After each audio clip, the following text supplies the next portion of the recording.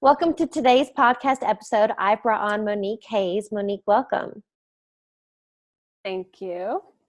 Go ahead. I would just give the listeners a little background. Where are you from and what do you do?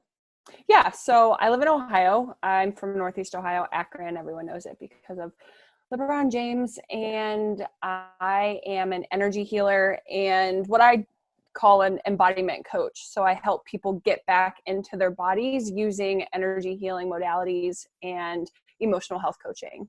So a lot of times people get out of our bodies. We don't like to feel our emotions growing up. And then our body starts yelling at us and then starts screaming at us like, hey, this wants to be felt. Hey, something's going on. So I help them get back into their bodies to trust themselves, feel their emotions, and then we use some energy healing to facilitate that process. Yeah, and I have some questions regarding that. But the reason, and this is going to be new to some people, the whole intuitive side and understanding all this. But the reason I reached out and want you on is because I had done a poll on Instagram asking people if they're in tune with their intuition. And the majority, like overwhelming response was people don't even know what their intuition is. Yep. And I only do from experience, like good or bad, and realizing, oh, that was my intuition telling me not to go down that path. Yep. So, and what you were saying about embodiment, do you mean that society as a norm is so used to suppressing or running away from? Yeah. So there are a couple things that can be funneled into the conversation of embodiment or disembodiment. And just kind of attesting to what you were just saying about intuition. Intuition is essentially self-trust, and self-trust will enhance our connection with our intuition. But how many times when we were kids did we say something to mom or dad and mom or dad said, oh, not now, honey, or we saw something and oh, nothing's there. We're sensing something and oh, like get over it. You're not feeling that way. Suck it up. This isn't the time or the place. Kids should be seen and not heard. So we learn not to express ourselves. Therefore, the first time our feelings are not validated or our experience is not validated, that's the first time we learn to not trust ourselves. So then that multiplied over and over and over again, starting at the age of like 2 or 3, whenever we're actually creating conversation with our parents through our entire life. Now we're 35, 40 years old and we don't even know what the heck our body is trying to tell us. So it is definitely amplified by society. Our society is very ego-driven culture, very do, masculine energy, whereas intuition is more of the feminine energy. We cannot receive when we're doing and taking action.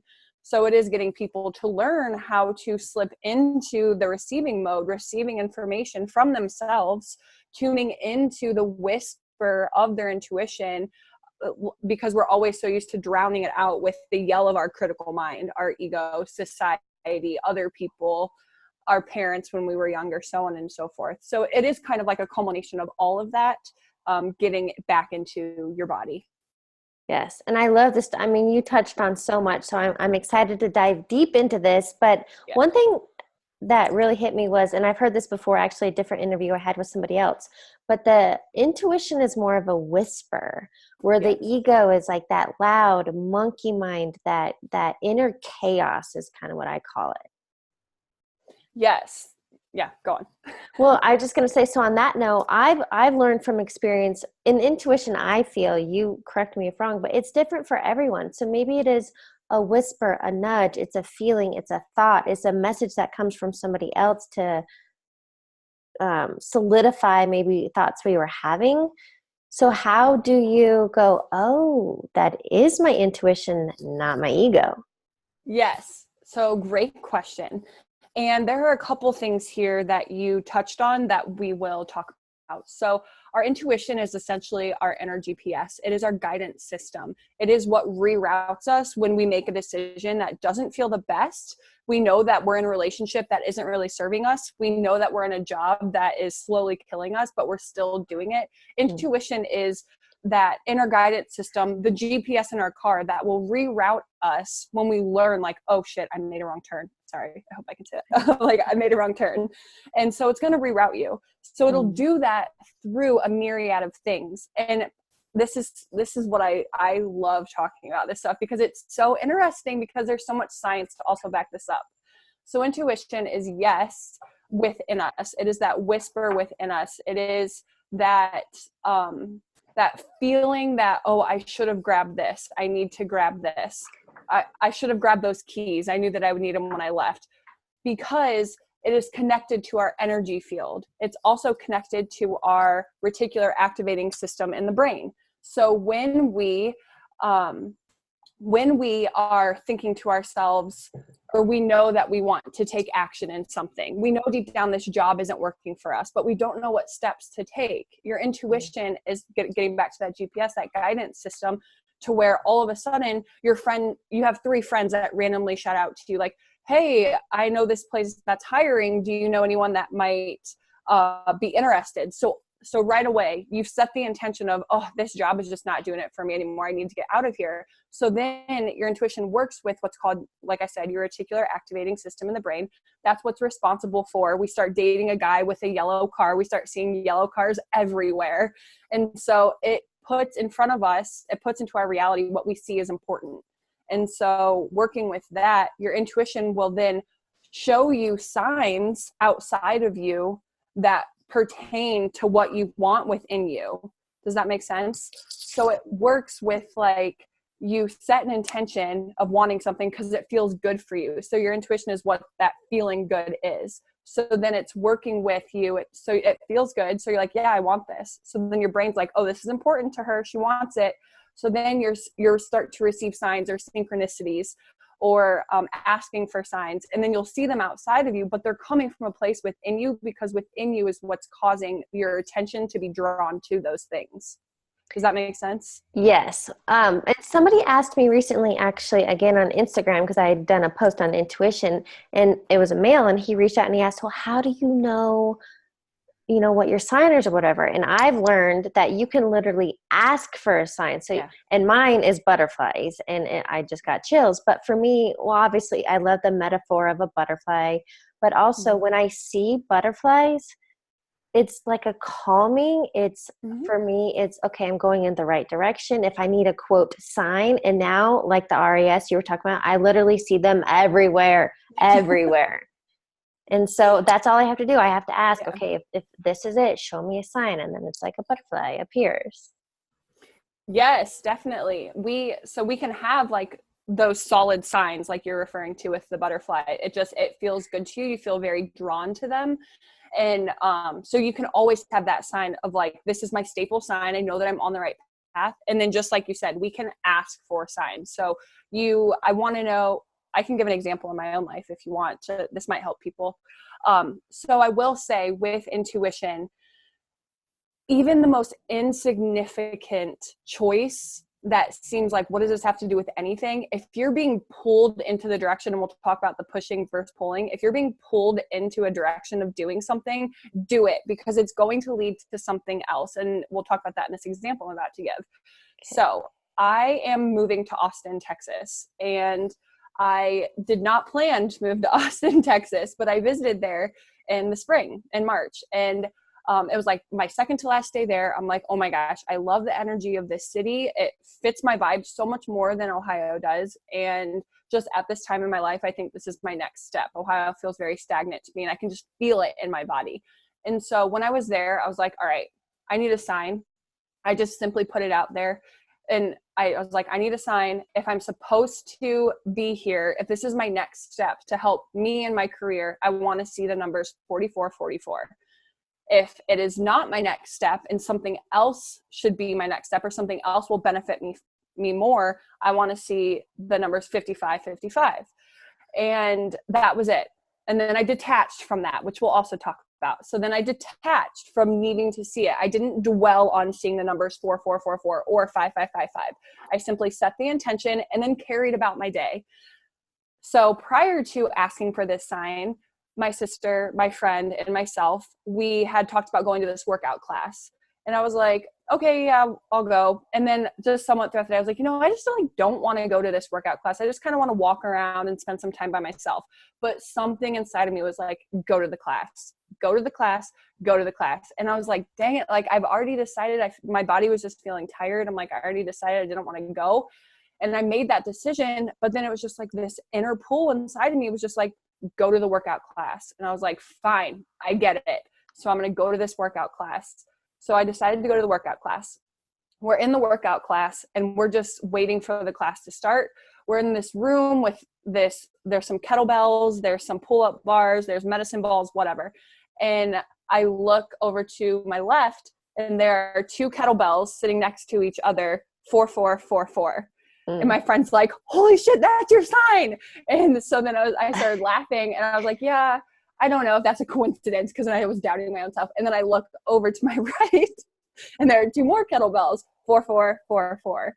Jeez. So it's like, that was my sign. Such chills. I love this stuff. Yeah. And so that happened literally within an hour of me asking, and I just totally detached from it.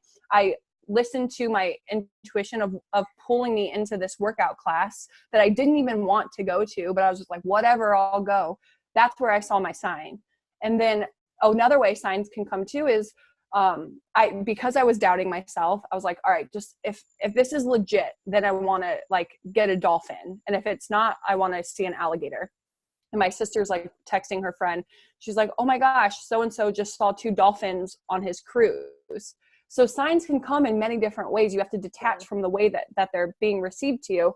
And so I was like, okay, I get it. So it's just these seemingly insignificant actions, they will lead to you getting the sign or whatever it is that you want, your next step, if you allow yourself to be pulled into it by just following this inner nudge. It's almost like someone's inside of you just going like, come on. But on your story, it's so important if you could maybe even explain deeper, because how do you decipher between the pulling, that nudge, that whisper, and the resistance of, no, I want to go walk I need some quiet time. So that was you were pulled into, how do you know how do you know? Okay. Yeah. Good question. So I had already decided, I was like, all right, I just like I said, I just want to walk. I just want to be by myself and walk. But I decided that. And then after I asked for that sign, after I'd already decided, okay, I just want to go for a walk, and I asked for that sign, I don't know, it was just like something within me just like totally spun. And I just had this feeling of like, no, you need to go to the class. You need to go to the class. You can walk later. And so I was like, okay, I sat there for a second. I was like, okay, do I want to go for a walk by myself, or do I want to go to this class? And I just asked, and then I just felt like go to the class. And it's hard to explain. So this will come differently to different people, and I'll try to kind of break it down in a couple different examples. But for me, I'm very sentient. So I feel a lot, and I'll just have like random like nuggets of knowledge drop into my head. So very cognizant as well. And so I wanted to go for the walk, and I wanted to just have some alone time. And that felt good when I decided at first. But then when I asked for the sign, it didn't feel as expansive anymore in my body. So at first it felt like, yes, this is what you need. You need some alone time, do your thing, whatever. But I had decided that hours before I asked for the sign. Once I asked for the sign, it was just like something shifted in me, and the expansive decision was to go to the workout class. The walk then didn't feel as expansive in my body. It almost felt like it was going to weigh me down a little bit. And so once I asked for the sign and then still was like contemplating on the workout, it's like, yes, the workout is what felt like my chest was opening up. It felt very light and airy when I asked of which one would better suit me at that time. And so then I just decided to go to that, because the light and airiness, it was almost like it was like pulling me into this, the decision, versus if I would have gone with the walk and the alone time, because it didn't feel as expansive anymore, it would almost have felt like forced. Like I'm forcing myself to make the decision because I'd already committed to it. I'd already decided. This is a great example too, with sometimes like your decisions are going to change. And this is why tuning into yourself can be so beneficial, because like for this example, if I would have just hardcore committed and said, nope, this is it, already made the decision, already committed, I'm not changing my mind, that didn't feel expansive anymore. It changed after I asked for a sign. So once I asked for a sign, it's like, okay, the game has totally changed now. Now you're asking for something different than you were before. So this is how you're going to get that answer the quickest way possible with the least resistance. The universe, your intuition, yourself, your higher self, your guides, everything, God, angels, whatever it is that you vibe with, is always wanting to put you in the path of least resistance if you're open to listening and to being pulled into that direction. Being pulled in that direction meaning let the most expansive choice guide you into your next action. Does that make sense? It does for me, but I kind of want to touch on that. I think it's a process. And so it might, if you're new to this whole tune into your intuition, it's going to take a little time to understand the feelings, but you're right. What you touched on is the whole, what feels good. And even though this was hard for me before because my word means everything. So when I commit to something, I'm going to go. But I'd say in the last couple of years, I've gotten okay with, even if I committed to something, if it's that hard push, that resistance, it doesn't feel good anymore, it doesn't feel right, I'm not going. And it's okay to change direction. Yes, definitely. And I think you touched on a really good point that your word is important. Yes, but your word to yourself is what matters most. Because if you can't show up as your best and highest self, you're not doing anybody a favor. So if something that you committed to at one point felt good and felt expansive, but as you like continued on and other things have changed, or you've made other commitments or whatever it may be, whatever your story is, then it doesn't feel as expansive anymore, or it feels very constrictive when you think about it. And we could actually do an exercise if you wanted to help people tune into their intuition. Yes. It takes like 2 minutes. Yes. But if that's the case, then you're not going to be like a blessing to anyone because you're not showing up. Yes. Time out. That is wild. And I just want to know, because this whole intuition thing we're talking about, I literally just wrote down to keep a note to myself to ask you to give examples how to tune in. And then while I'm writing that, you just happen to say you want me to do a 2-minute. So yes. Yeah. Yeah, we can do it now if you want. Yeah. Okay. Okay. So I can actually walk you through this, and as the listeners are listening, they can do this on their own time, or they can listen to it and then replay it or whatever. And then you can talk about your experience, because everybody's experience is going to be slightly different because we all are experiencing our energy slightly differently. But overall, there will be similarities and commonalities amongst everybody. So I like to close our eyes just because it allows us to kind of feel a little bit more connected and into our inner world. So I invite you to close your eyes. And then just calming yourself into your body, allowing your belly to rise on the in-breath through your nose, and allowing your belly to fall on the out-breath through your nose. So just repeating that cycle of breath, feel yourself becoming a little bit more centered and calm into your body. And I'm going to walk you through an exercise that's going to give you a yes response from your body and a no response from your body. So we'll begin with the yes. So at this time, you can say this out loud or in your head. It makes no difference. Just repeat or ask yourself, my name is, or is my name, and actually use your name. So I would say, my name is Monique. You would say, is my name Heather? My name is Heather. And just notice the shifts that take place in your body.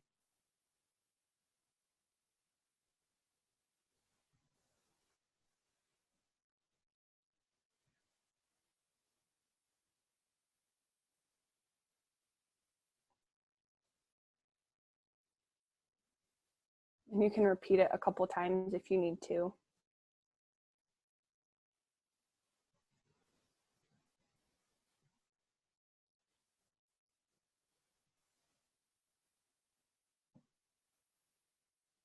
And then just setting the intention to release that.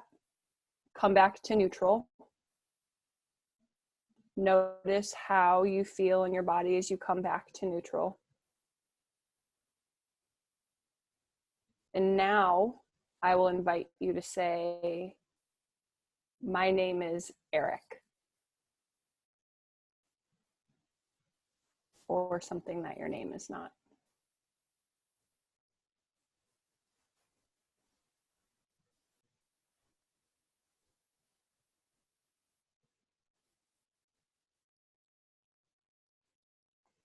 So then if you feel like you have your no response, again, release it, come back to neutral.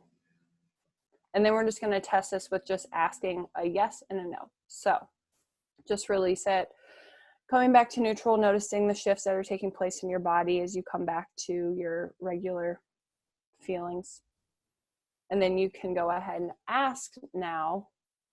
You can either ask a question that you want a yes or no response to, or to even test this more, you can ask, show me my yes response.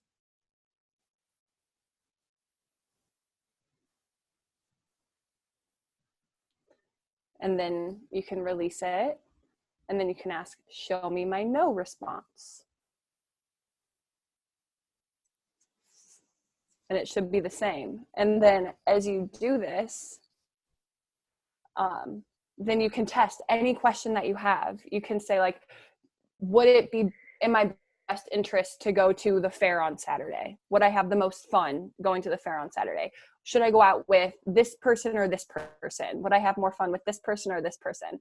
So you can go through all of these things and your body will test a yes or a no. So let's just talk about your experience. Were you able to feel the difference between a yes and a no? Yeah, so just real quick, my yes, so is my name Heather? Yes. I could just feel like this peace and this ease in my body. It just felt not light, not heavy. It just felt very calm. Yeah. The no question, I got real tight in my chest. It was uncomfortable. I had this resistance. I can't quite explain the feeling in my head, but the tightness in my chest was real. Yeah. So that's definitely how I felt it. Yes, 100%. And I will say a lot of people experience like an expansion in their body, like their shoulders are dropping back, almost even like a release. It's just like like your body is like sighing. And then for the no, some people may feel it in their stomach, their chest, their throat, and it almost feels like someone's like wringing out your internal organs, or just that really deep constriction. You might even feel like a sharp pain or like a knotted feeling. And a lot of these feelings will be common a lot across the board, but you can use this tool for anything. It is my favorite tool to use to ask for yes and no, because energy is non-local, non-linear. It is not affected by time and space. We are energetic beings. So, and all energy that's ever existed is existing right now, because energy is neither created nor destroyed. It only manifests in different ways. So, and all energy is vibration, and all vibration is information. So we have access to all information that's ever existed right now and ever will exist right now. And so you can use this exercise to not just tune into like, did I forget, or like you forgot a grocery list at home. You could say like, did I have green peppers on the grocery list? Yes or no. And then you can get the green peppers. So not even stuff like that, but you can do it to tune into like networking events that you might want to go to 2 months from now, if you'll have a great time there. Is this person worth spending your time with? Are they going to benefit you? And just like little things like that. And it will save you so much time. Yeah, for sure. And I want to give a quick example. I learned my intuition definitely a harder way than I probably could have. And it was something I kept pushing for and kept thinking it was fear. So I kept suppressing that and going towards something. And ultimately I had to fork in the road and go a completely different direction. But all in all, that process took like a year. But now I know what my intuition is, what those nudges, those whispers are. So it's not like, oh, I wish I could have saved that year. I had to experience that to now know, oh, boom. And now I feel it and have it all the time. And I'm like, got it. Thanks. Yes, definitely. And I will say that things will come and happen as we need them to. Sometimes we do need that like really long experience to shake our world up and say like, hey, like this, you can trust this in the future. Some people just need a quick experience like that. And they're like, all right, I'm never going to doubt myself again. I'm not that type of person. I needed like a full year of stuff to happen for me. Well, and what's that saying? You can feather a brick or a Mack truck? I've heard it. So I'm yeah, not it could remember be whispers, like a little feather. Yes. It's a whisper, or a brick is something more heavy coming. And then if you don't freaking get it, that's when Yep. you might Coming be in. totally derailed, either physically, emotionally, lost a job, whatever it may be, to wake you up and go, oh. Yeah, absolutely. And we all are going to experience something different. The point is, like, spirit, your body, your intuition, all of this stuff, like, the world's working for you, not against you, but sometimes it might feel like it's working against you because of the meaning you're giving the scenario. But the scenario is just saying, like, hey, wake the F up. Like, something is going on and it wants your attention. Yeah. So you just are giving the meaning to whatever is happening. But your body is always talking to you and always trying to get you to, like, say, hey, this is going on. Hey, let's address this.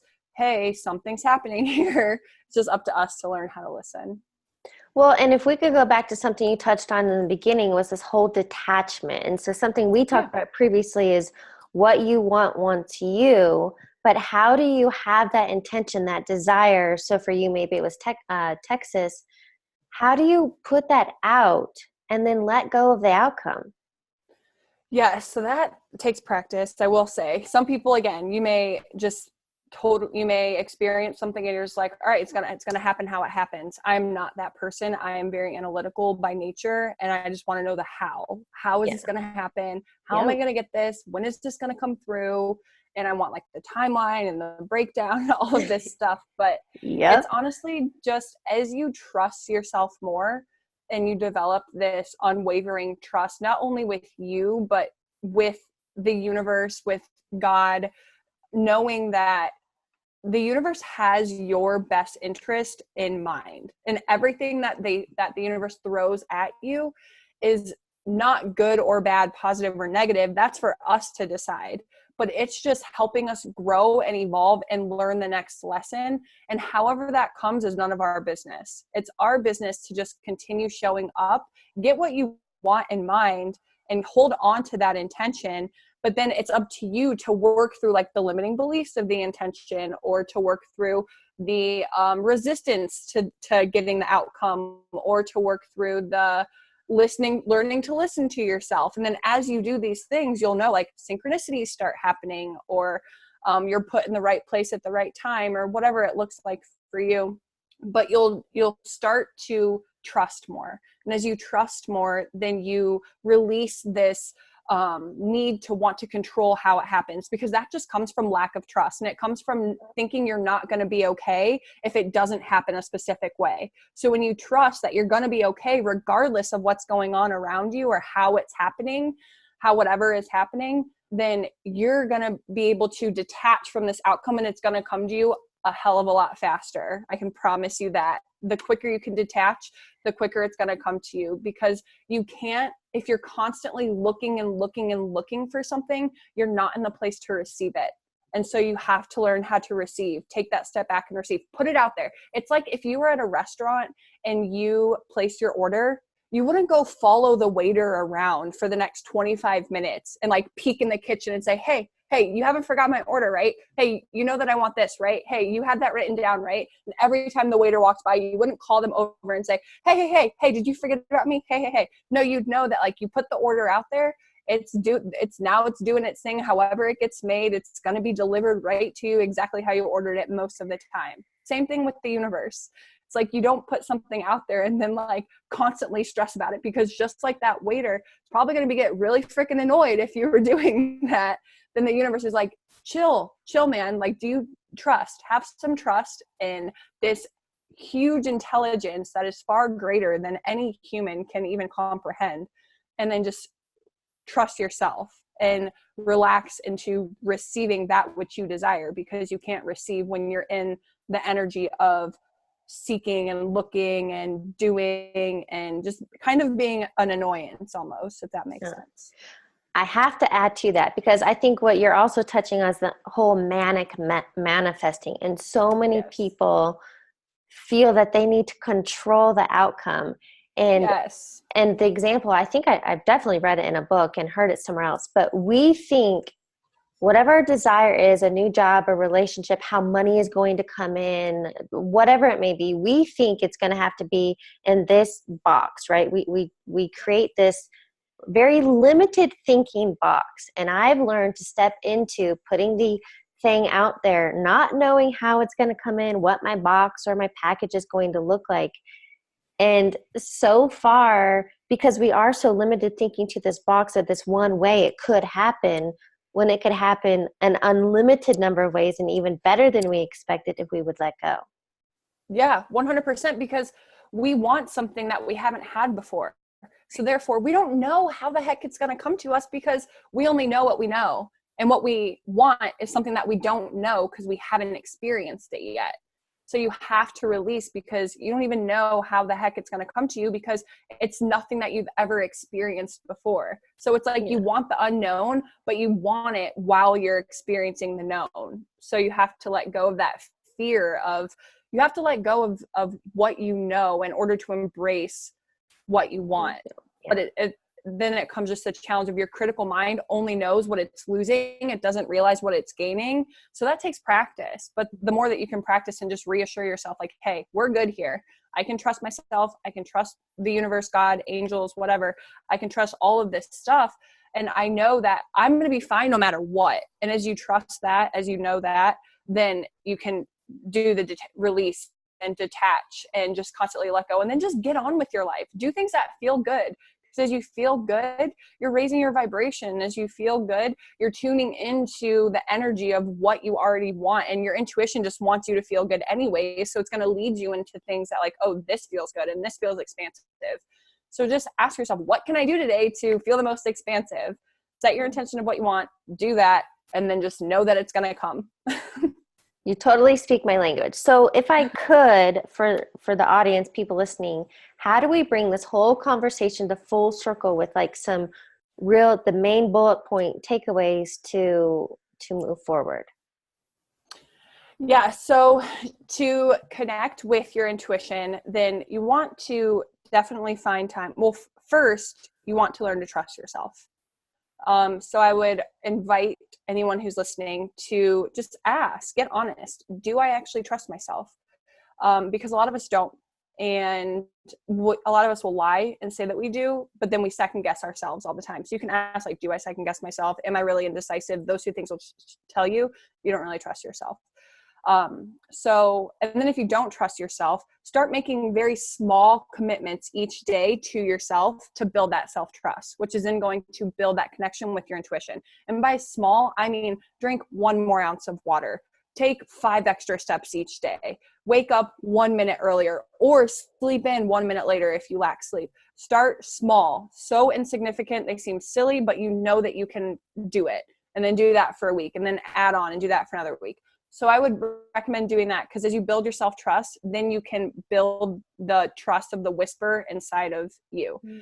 Second, practice that yes and no exercise. So as you're building your self-trust, practice your yes and no exercise so then you can feel it more. And as you feel it more, then that whisper, quote unquote, that whisper is going to get louder because you're feeling your intuition rather than hearing the critical mind tell you what it wants you to hear, which is all false anyways. And then third, recognize that you are not your thoughts. You are not your thoughts. You do not have to agree with them. You can hear them, you can acknowledge them, and then you can release them. So release them and then just tune into what does feel true to me, what does feel good to me. So then just keep practicing that. And then get clear on what you want. What do you want? And ask yourself, what do I want? Do I want this? Do I want that? Do I want this? And then ask for signs and then detach how they're going to come to you. And just keep going on with your day. Yes. I love all of this. And that's something my mom taught me when I was first even stepped into the thought of meditation. Because most people think meditation is supposed to be silent, no thoughts. Well, hello. That's when I get flooded with thoughts. And my mom's whole thing to me was, when you're sitting there and the to-do and everything is coming, think of your thoughts as clouds and let them pass by. You give them no attention. Yep. Or you can even say, like, give me this 5, 10, whatever you're going to do, and I'll come back to you. So it's like giving that thought a release, but I'll come back to you. It's like little toddler needing your damned attention. Like, okay, I'll Give me 5 minutes. Yes, definitely. That's great advice. That's awesome. Okay, so in order to wrap up this interview, I have a few rapid fire questions for you. The first one being, what is a quote or motto that you live by? Oh gosh, this has changed so many times. A quote or motto that I live by as of late is,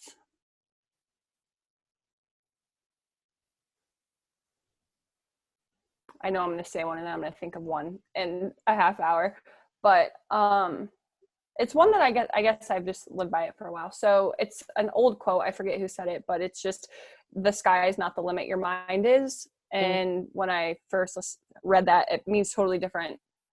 It meant totally different to me then than it does now, just knowing that we really do limit ourselves so much with our thoughts. And like, we are limitless beings. We are energetic, and energy is limitless, and we can do so much. We just have to get outside of our mind. We have to get outside of our thoughts, and we have to allow ourselves the opportunity to think greater than what we were taught to think, and to break out of these societal and familial norms. So yeah, definitely that quote still, I carry with me, that the sky is not the limit, your mind is. I love that. What is a book you're currently reading or highly recommend? Oh my gosh, the book I'm currently reading is called The Holographic Universe, and it is mind-blowing. It talks about, it's under the theory of that everything is a hologram, and it gives all of this proof how the universe is really holographic and all of this stuff. And it just talks about all these different types of crazy phenomena that have happened throughout the world, throughout all of history. And it is just amazing. It's mind-blowing. I've been posting it on my Instagram and my stories, sharing parts of the book that have just like totally blown my mind. So that one is great. However, I will say it's not the easiest read. One book that I recommend to everyone is Dr. Joe Dispenza, Breaking the Habit of Being Yourself. That, again, talks really a lot about the science between thoughts and emotions and how they form our health, wealth, behaviors, reality, actions, and how we can change that. I love Dr. Joe Dispenza, and I've not heard of that one. So Oh my gosh. I'll look it up. Yes, you will love it. You will love it. Okay, final question for you. What advice would you give your younger self? What advice would I give my younger self? I would tell her to just fuck what anybody else thinks. Stop worrying about what everybody else thinks, to embrace being different. Always embrace being different, because in your uniqueness is where your gifts are. And so often we want to hide from that to be normal, and fit in. But I would totally just tell her to just fuck what everybody was saying. Don't conform to the ideas that you have to do something, and then just to be as weird as possible, because I've been into this stuff my entire life, but I never embraced it because it was weird. And now I totally am just so far down the rabbit hole that I can't even see light. So I would definitely tell her just to embrace her weirdness. I love that. Yes, be you. Monique, thank you so much for joining me today and sharing your story. Thank you for having me.